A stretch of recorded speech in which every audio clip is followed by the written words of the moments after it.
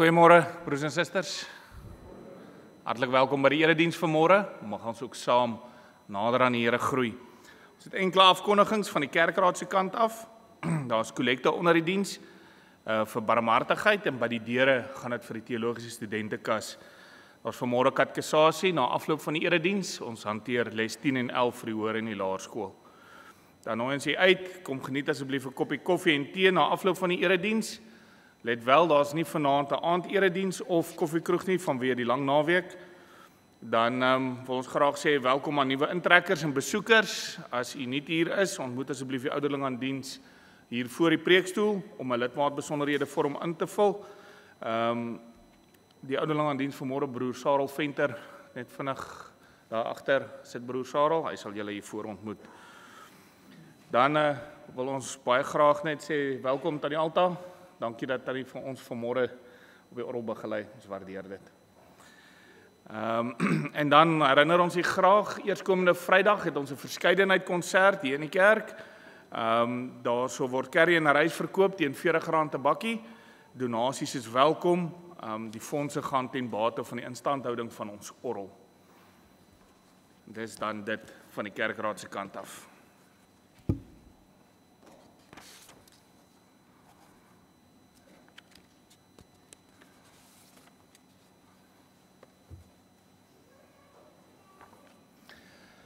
Ons gaan toetree tot die erediens met lied 157 vers 1 terwyl ons so sit en daarna gaan ons saam stil raak voor ons Here.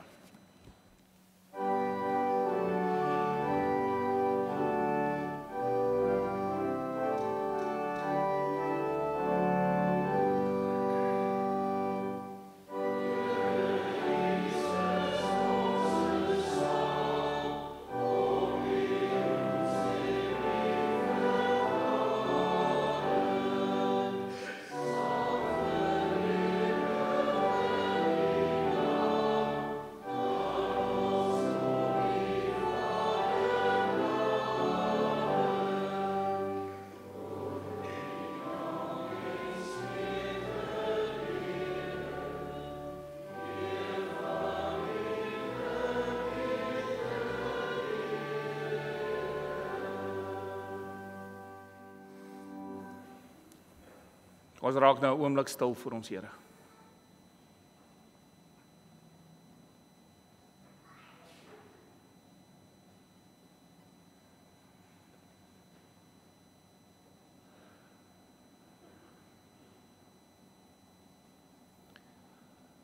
Ek kyk op na die berge.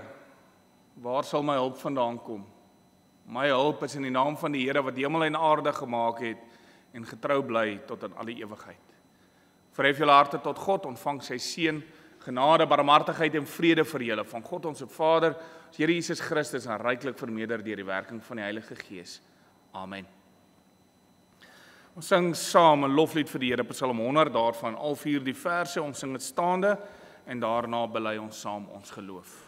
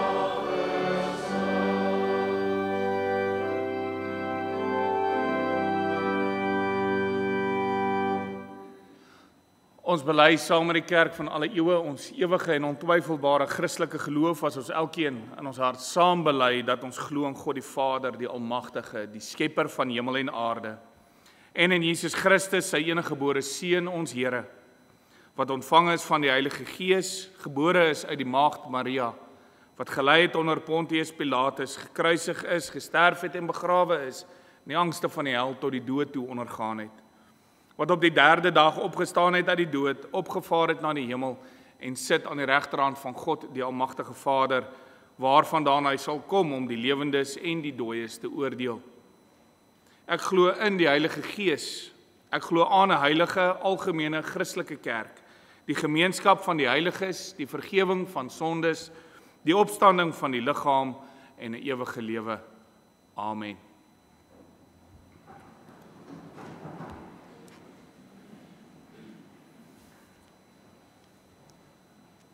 Ons luister vanmôre saam na die wet van die Here uit Eksodus 20 uit.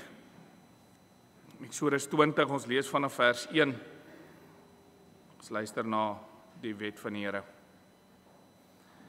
Toe het God al hierdie woorde gespreek: Ek is die Here jou God wat jou uit Egipte land, uit die plek van slawerny uitgelei het. Jy mag naas my nie ander gode hê nie. Jy mag nie vir jou 'n gesneede beeld maak nie. Enige afbeelding van wat in die hemelruim daarbo of op die aarde hieronder of in die water onder die aarde is nie. Jy mag nie voor hulle in aanbidding buig nie en jy mag hulle nie dien nie, want ek, die Here jou God, is 'n besitlike God, wat kinders laat boet vir die sondeskuld van ouers, selfs die 3de en 4de geslag van hulle wat my verwerp, maar troue liefde bewys aan duisende, aan hulle wat my liefhet en my gebooie nakom. Jy mag die naam van die Here jou God nie misbruik nie, want die Here sal hulle wat sy naam misbruik nie ongestraf laat nie. Gedenk die Sabbatdag deur dit heilig te hou. 6 dae moet jy werk en alles doen wat jy moet, maar die 7de dag is die Sabbat ter ere van die Here jou God. Jy mag geen werk doen nie jy en jou seun en jou dogter en jou slaaf en jou slavin, jou diere en jou vreemdeling wat by jou is nie. Want in 6 dae het die Here die hemel en die aarde en die see gemaak en alles wat daarin is, maar op die 7de dag het hy gerus. Daarom het die Here die Sabbatdag geseën en dit geheilig. Behandel jou vader en jou moeder met eerbied, sodat jy lank kan leef op die grond wat die Here jou God vir jou gaan gee. Jy mag nie moord pleeg nie, jy mag nie egbreek pleeg nie, jy mag nie steel nie, jy mag nie vals getuig teen jou naaste nie, jy mag nie jou naaste se huis begeer nie, jy mag nie jou naaste se vrou begeer nie, ook nie sy slawe en slavinne, sy beeste en donkies nie, enige iets wat aan jou naaste behoort nie. Ons gaan nou antwoord op die wet van die Here en ek vra dat ons staan as ons saam die Onse Vader bid as vooruitmoediging voor die Here en voorbereiding om ook sy woord aan te hoor.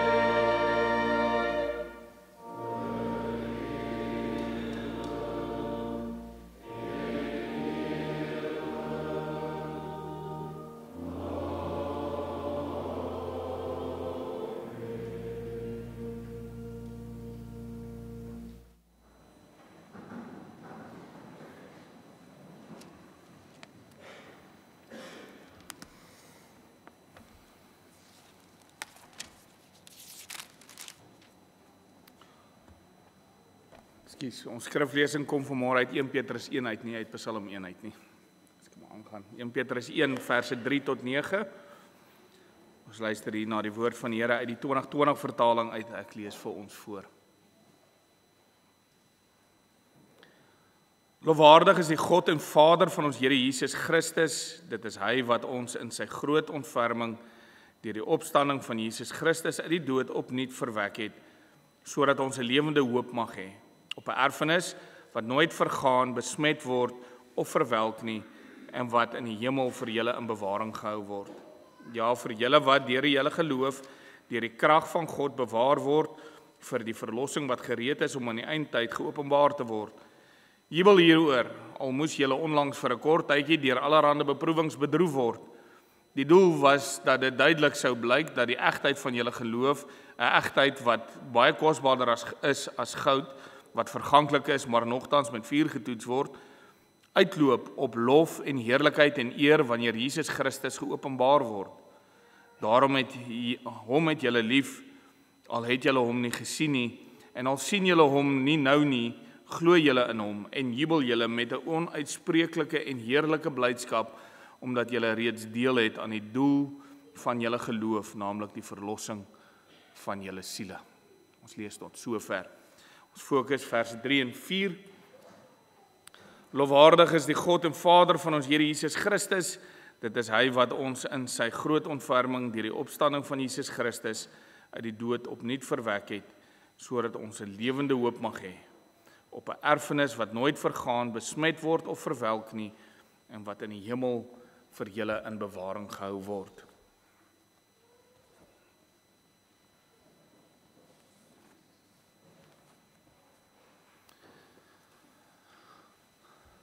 Geliefdes in ons Here Jesus Christus, toe ek jonger was, het ek 'n belewenis gehad wat ek dink meeste van julle gehad het, dat daar besoekers by die skool aangekom het, en hulle het geweldige groot druk daarop geplaas dat ons vandag moet besluit, ons is nou Christene.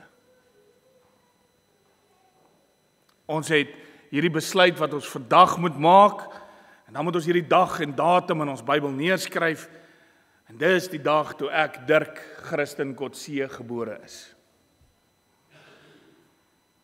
En wat was belangrik volgens die mense, want as jy nie 'n dag en datum het nie, dan is jy nie eintlik 'n Christen nie.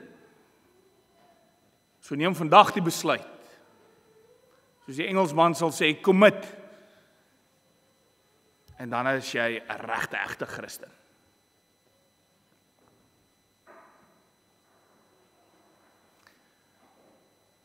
Maar die realiteit is, geliefdes, en dit is vir ons baie keer moeilik om te verwerk, hierdie is nie 'n besluit wat van my afhang nie. Dit is nie 'n besluit wat ek neem nie. Dit is nie 'n wilsbesluit van nou af as ek 'n gelowige nie. Dit is nie 'n saak wat ek ewe skielik met die brein besluit, 'n keuse wat gemaak word en sien daar nou as ek 'n gelowige nie. Nee, dis 'n gawe van God. En hierdie gawe noem hy 'n geboorte. Ons het dit dikwels gehoor ook al as die wedergeboorte. 'n Proses wat ons duidelik vir mekaar moet sê, van persoon tot persoon gaan verskil hoe dit gebeur. Vir sommige is dit iets wat in 'n oomblik gebeur, verander deur die loop van 'n dag, verander deur die loop van hulle lewe. Maar as 'n geboorte nie 'n besluit nie.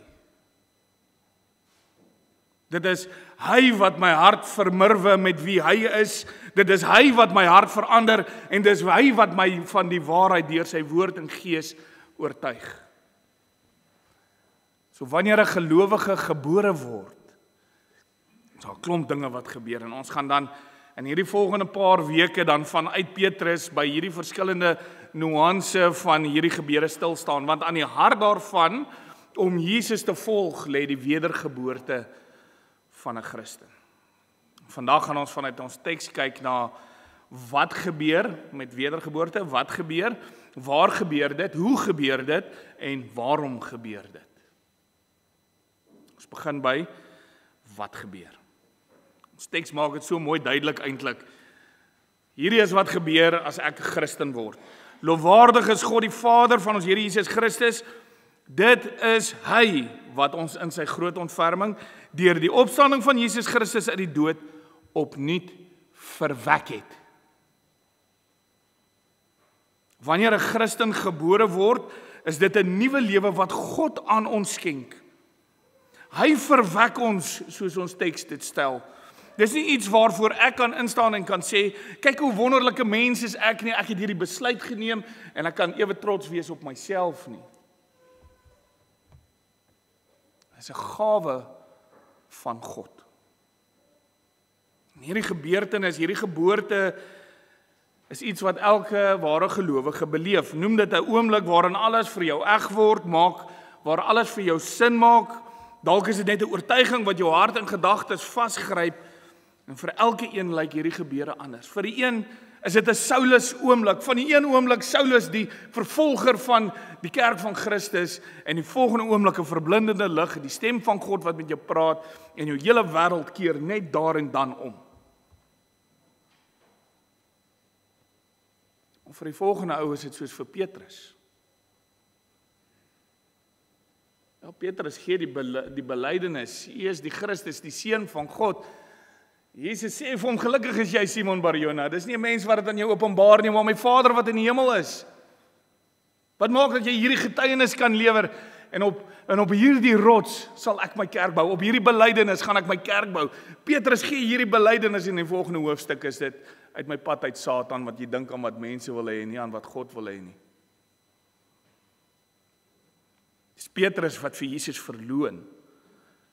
Wat nie bereid is om sy lewe vir Jesus te gee nie, maar dan met tyd, dan word hierdie nuwe lewe gebore. Die Petrus wat aan die einde van Johannes, wat ons daar van hom lees, wat wegkruip in sy ambag, is nie dieselfde Petrus wat hierdie brief skryf nie. Hy is 'n man met dryf en sekerheid en oortuiging, 'n man wat alles, selfs sy eie lewe opoffer om hierdie goeie nuus van Jesus Christus, van die evangelie, aan die wêreld te bring.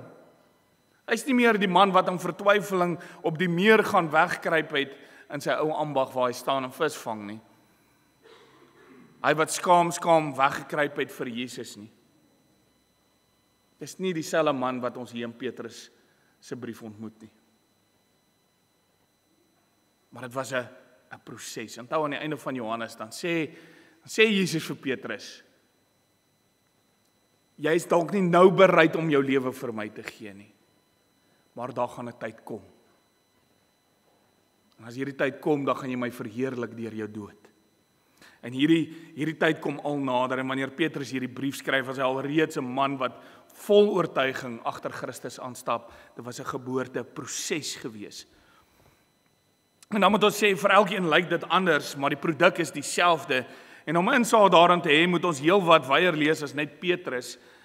En daarom net die saamgevatte produk van die wedergeboorte. Ons moet vyer as dit ook lees. 'n Wedergebore gelowige het nuwe lewenskrag en 'n nuwe identiteit. Lewenskrag, die energie waaruit en waarmee ons dinge doen. Identiteit, die dinge waarin ons waarde plaas en dit wat my waarde bepaal. Dis identiteit.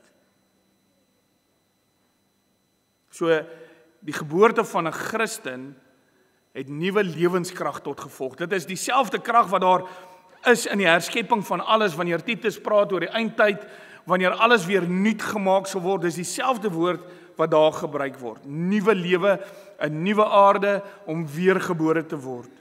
En die krag van hierdie herskepping lê net in die geboorte, lewe, sterwe en opstanding van ons Here Jesus Christus. Dis dieselfde krag. Dis al hoe dit moontlik is.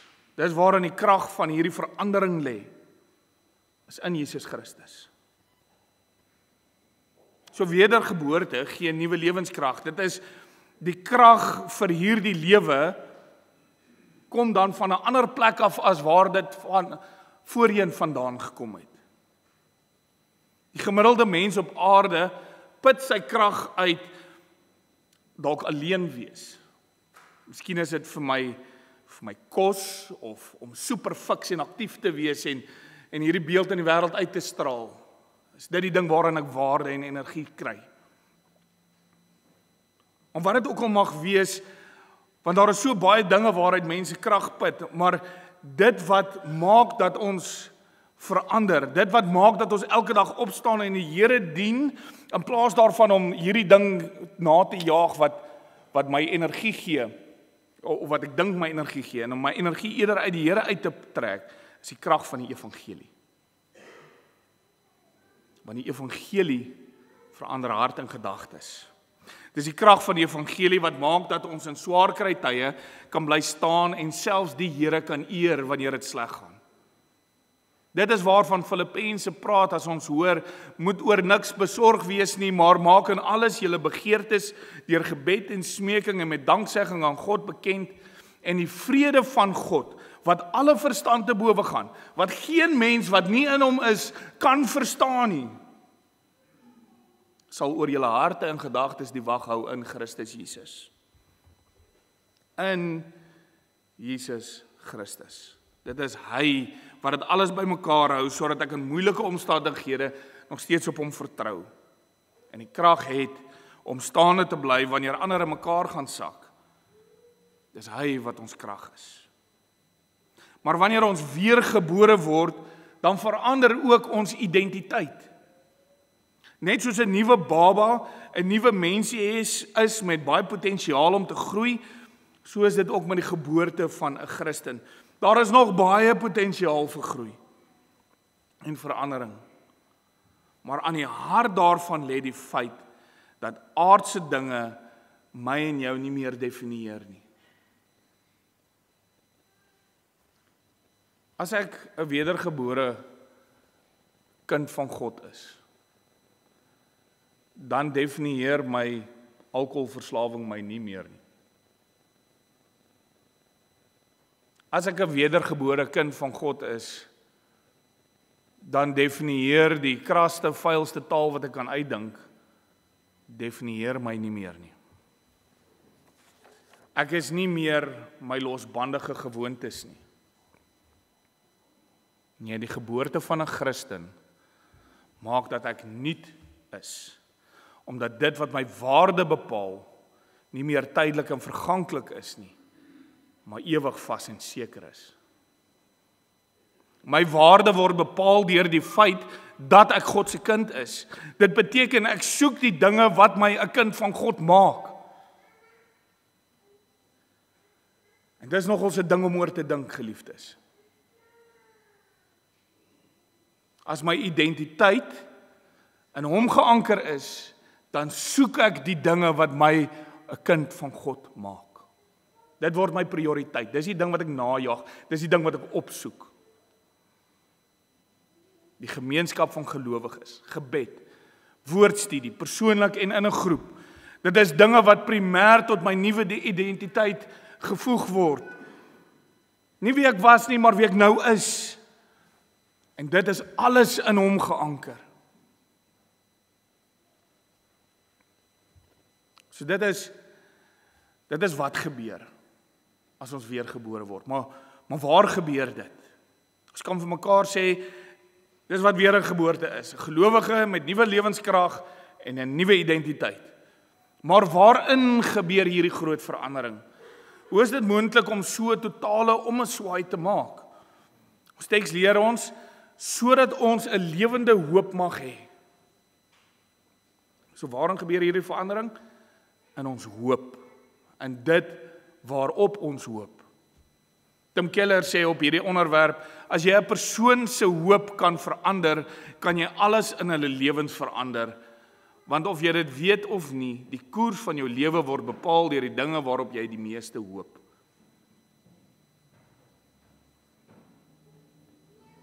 Jou begeertes en verwagtinge vorm jou hoop. En vir elkeen van ons lyk dit weer eens anders. Vir een kan dit besittings wees, vir ander 'n prestasie en dalk verhoudings, 'n diverse belegging van hoop. 'n Bietjie hiervan, 'n bietjie daarvan, 'n bietjie daarvan. En al hierdie dinge het ons 'n einddoel voor oë, 'n toekomsprentjie waarop ons hoop. En elkeen van ons kan nou hier sit en daai toekomsprentjie oproep en dink, hierdie is die doel van my lewe se bestaan. En dit is die dinge waarin ek begin hoop. Maar wat gebeur as ons hoop nie realiseer nie? Ek het een keer gelees, as jou hoop in die lewe op jou volmaakte wederhelfte is, dan vergrys jy daai persoon onder hierdie verwagting. Hierdie verwagting wat jy op tydelike, mensgemaakte mense en dinge en goeder sit om vir jou waarde te gee, om vir jou hoop te gee, om vir jou uitkoms te gee. As jy daarop hoop, gaan jy dit vergrys onder 'n verwagting wat net in Christus vervul kan word.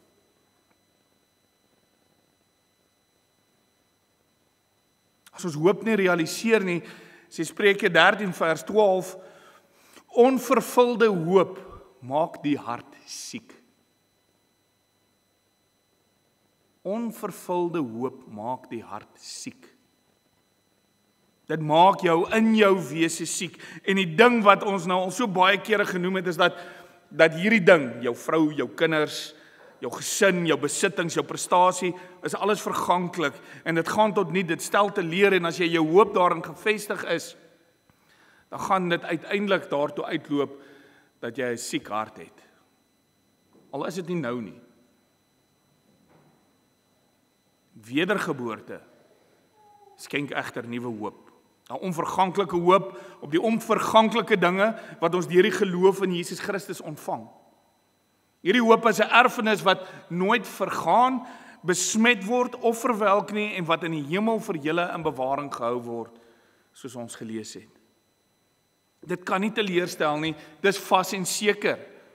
Ons weet dit, want ons kyk soos die psalmdigter met die geestesoog na die tafel waaraan ons gaan aansit, waar ons teenstanders gaan toekyk en ons gaan sien dat ons in die huis van die Here gaan wees tot in lengte van dae. Dis ons hoop.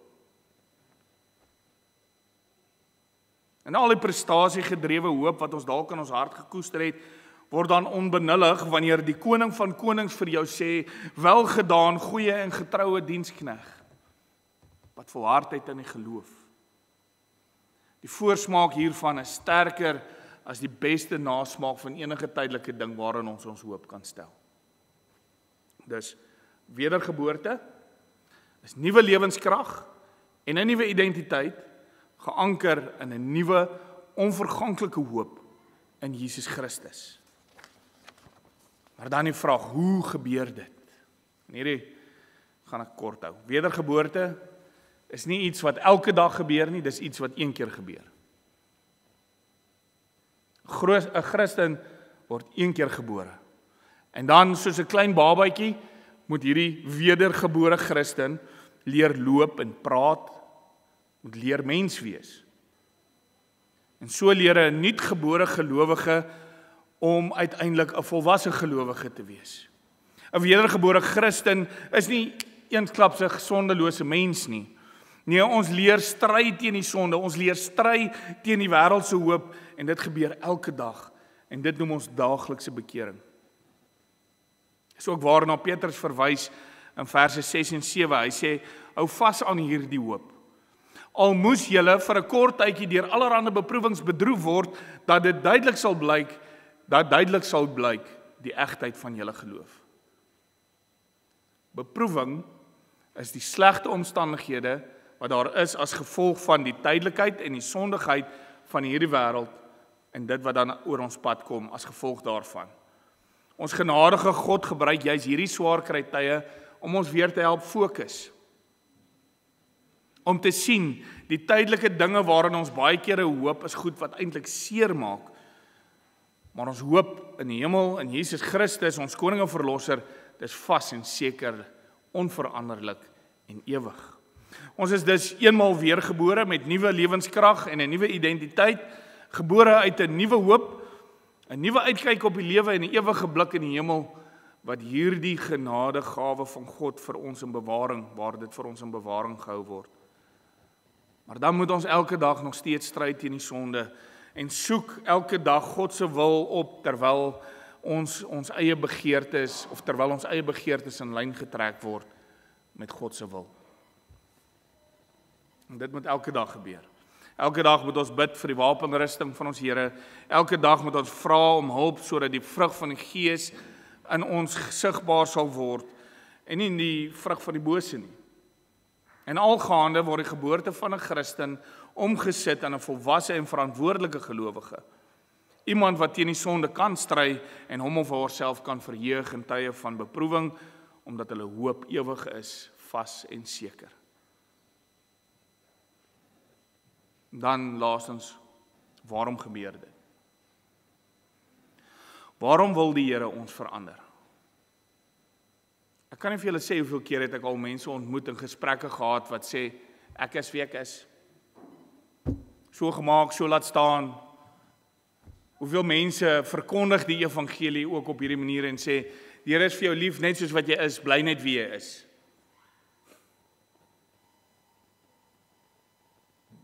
Dink wat ten minste moet duidelik wees vanmôre. As die Here jou roep, dan verander hy jou. Jy bly nie dieselfde nie. Jy kan nie.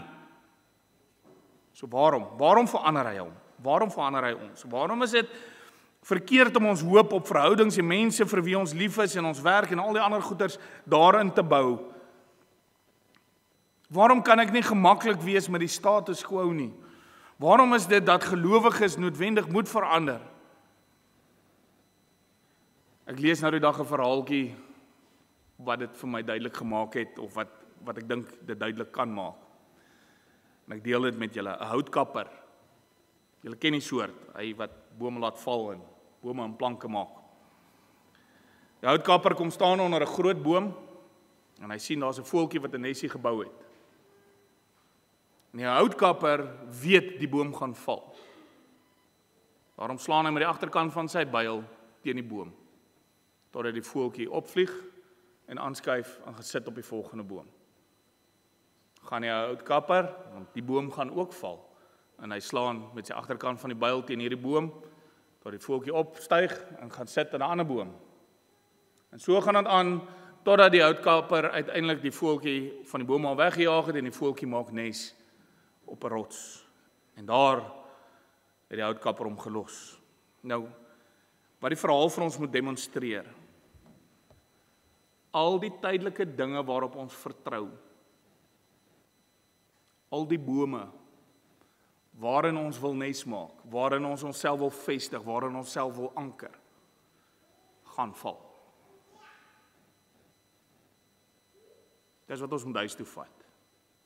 Elke aardse ding waarop ons hoop, gaan val. Daarom kan ons nie op hierdie dinge bly bou nie.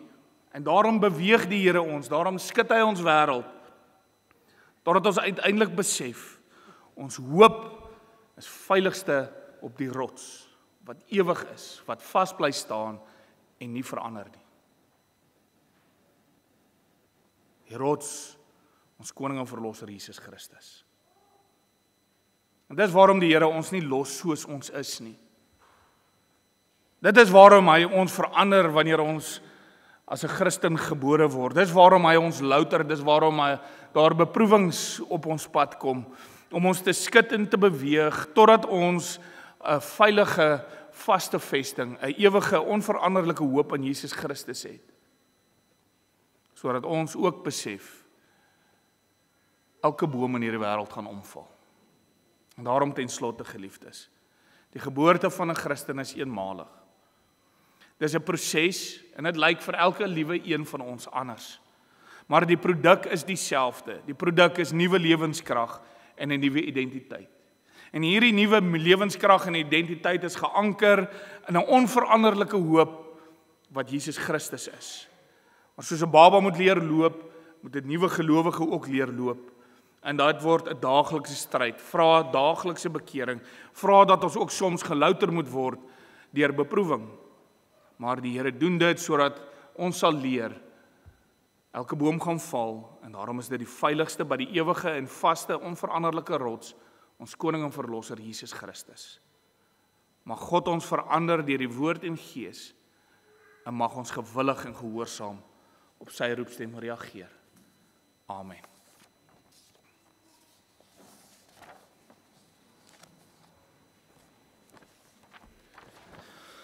Kom ons bid saam.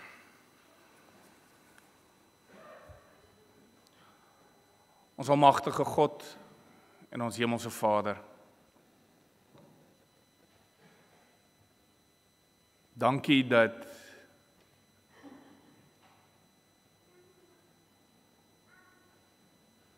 wedergeboorte nie iets is wat van ons afhang nie. Dankie dat dit nie afhanklik is van of ons die keuse maak of nie. Want bo alles bly dit waar dat van die sondeval af is ons verstek instelling om te kies vir die sonde. En daarom as dit van ons afgehang het, was ons nooit u kinders nie.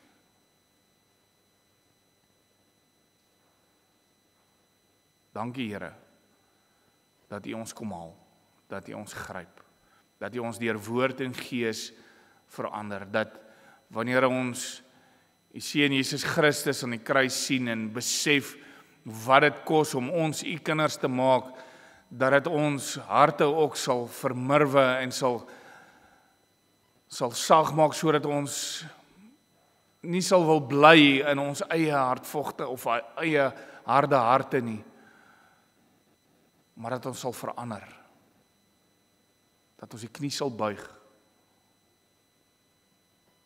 dat ons agter u sal aanstap. Ons dankie Here vir u genade, onbeskryflik groot. Jy's hierdie saak van wedergeboorte, so 'n groot bewys van genade, iets wat ons kry, ook al verdien ons dit glad nie. Nou Here, baie keer wil ons moedeloos word in beproewende tye, gee Vader, dat ons dit ook sal sien, in die lig daarvan dat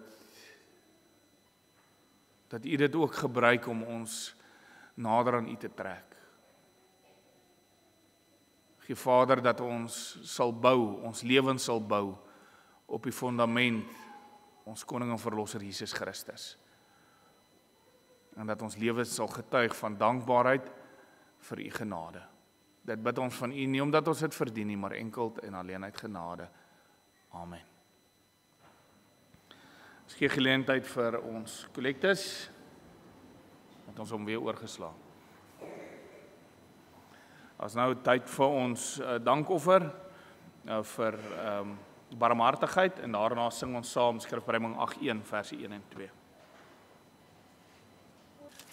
Ons sing in antwoord op die prediking ook Skrifbreiding 8:1 daarvan vers 1 en 2. Nuwe harte gee ek aan julle en ek gee 'n nuwe gees. Ek sal die hart van klip verwyder en aan julle gee 'n hart van vlees. Kom ons sing saam Skrifbreiding 8:1 vers 1 en 2 as antwoord. Ons sing dit staande en daarna ontvang ons die seën van die Here waarop ons met die amen gaan antwoord.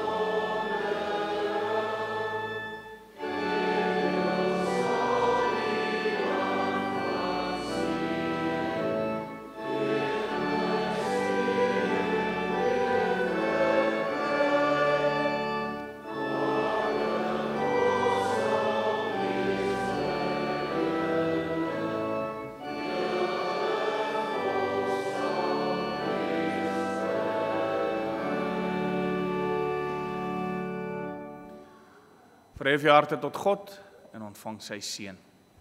Die genade van ons Here Jesus Christus en die liefde van God en die gemeenskap met die Heilige Gees is en bly met elkeen van u. Amen.